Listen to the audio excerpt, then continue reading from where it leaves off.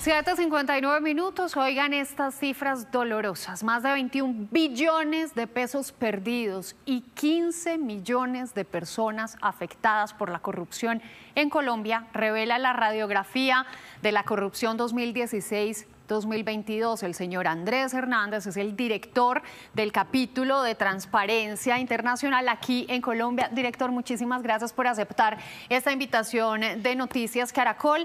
¿Cómo se recogen estos datos dentro de este periodo 2016-2022, Andrés? Bueno, muchas gracias, Alejandra. Este informe se construye a partir de un análisis de hechos que son reportados por la prensa a nivel nacional y a nivel regional. Es una fotografía de la complejidad de la corrupción que tenemos en Colombia. Lastimosamente no podemos verla en totalidad, entonces nos acercamos a través de ese trabajo tan valioso que hacen la prensa, los medios de comunicación, en reportar datos y lo cruzamos con información de organismos de control y de justicia.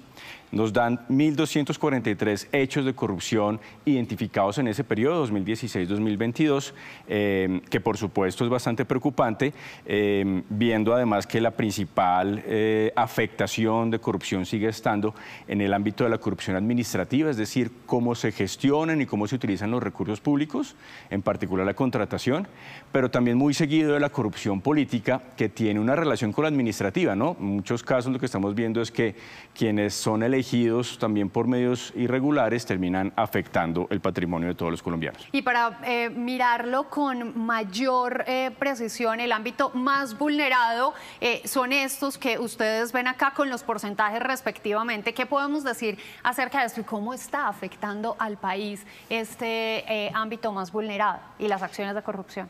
Esta es una gráfica muy importante porque nos ayuda a evidenciar muchos de esos noticias, escándalos que a veces vemos en los medios, bueno, realmente dónde se concentran. Y lo que seguimos viendo es que en este periodo, que es bastante amplio, sigue habiendo una afectación muy grande en el sector de defensa y seguridad. Se están tomando medidas, se están trazando políticas alrededor de este tema, que es importante. En el ámbito judicial, que es un sector muy sensible porque la gente espera que la corrupción no solamente sea sancionada, sino además que la rama judicial y el sistema judicial esté blindado, protegido. La inmensa paradoja, además. Ahí. Exactamente. Pero luego hay dos sectores que siempre nos han preocupado mucho en Transparencia por Colombia, que afectan mucho al día a día de las personas: educación, ciencia, tecnología y vivienda, ordenamiento territorial y servicios públicos. Son sectores que están afectando a una amplia capa de nuestra población. Sí, decíamos que 15 millones de personas. Ya vamos a hacer doble clic específicamente en ese aspecto porque realmente es doloroso. La corrupción le cuesta muchos recursos al país, recursos que deberían estar destinados, como ustedes lo veían, por ejemplo, en infraestructura, en vivienda, en bienestar. Y aquí están los billones de pesos que se diluyen entre los corruptos. Así es, Alejandra. Calcular un monto para la corrupción es muy difícil. Es una actividad que se hace en lo opaco y por lo tanto tener datos 100% exactos es muy complicado. ¿Qué hacemos nosotros? Tomamos esos reportes de prensa que analizamos y miramos qué recursos están involucrados en cada uno de esos escándalos y hacemos un cálculo. ¿Qué vemos entonces? 137 billones de pesos puestos en juego, es decir, esos escándalos involucraron ese monto tan grande en ese periodo. De esos 21 billones de pesos los damos por perdidos, pues porque tenemos la información que dicen que es dinero que ya no se logró recuperar y solamente logramos recuperar 9 billones de pesos. Esas son cifras de la Contraloría.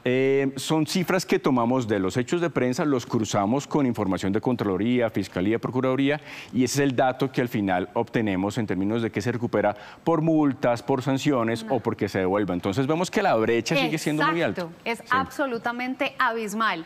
Y esto es lo que más preocupa, la población afectada por esos hechos de corrupción, población a la que no le llega ese dinero y pues miren, ahí se traduce en 14,5 millones de personas. Este es un dato muy importante también porque usualmente la corrupción está asociada a un crimen económico, a cuánta plata se pierde, que es muy delicado, por supuesto.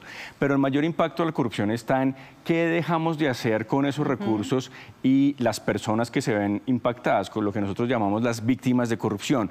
Y calculamos entonces, en todos estos casos, cuántas personas se debieron ver beneficiadas con esos recursos públicos y este es el dato que es muy impactante: 14,53 millones de personas personas afectadas por estos hechos de corrupción. Aún más preocupante es lo que tienes en el tablero: el 24.65% de esa población son niños, niñas y adolescentes. Es decir, la corrupción, otra vez, no solamente un crimen que nos hace perder recursos públicos, sino que está afectando a una población tan fundamental para nuestra sociedad. Y dentro de este informe hay una información muy sensible, director, y es el protagonismo de grupos armados ilegales y economías ilegales involucradas en hechos de corrupción. Así es, para esta nueva edición de Radiografía hicimos un análisis en cuanto a qué participación tienen redes criminales, crimen organizado en hechos de corrupción, y lastimosamente es un dato muy preocupante. Redes como el Clan Usuga o las autodefensas participando en hechos de corrupción. Lo sabemos de años antes, pero hay que volverlo a poner sobre la mesa, además con datos específicos, para ver cómo enfrentamos justamente estas dinámicas tan complejas. 15 segundos para que vamos rápidamente por estas recomendaciones que se hace desde Transparencia por Colombia para atacar la corrupción. Primero, muy clave el seguimiento y la trazabilidad de los recursos públicos. Lo estamos viendo en el escándalo de la Unidad de Gestión de Riesgos. Necesitamos transparencia y seguimiento de los recursos. Lucha contra la corrupción en el sector ambiente, porque estamos viendo que están los casos creciendo, impactando al tema ambiental. Un ojo particular a la infraestructura a nivel territorial en alcaldías. Un gran número de recursos puestos en juego en esa infraestructura básica para la gente en nuestros municipios. La sanción penal de delitos asociados a financiación electoral. Acordemos que la corrupción política ayuda a que se genere la corrupción administrativa.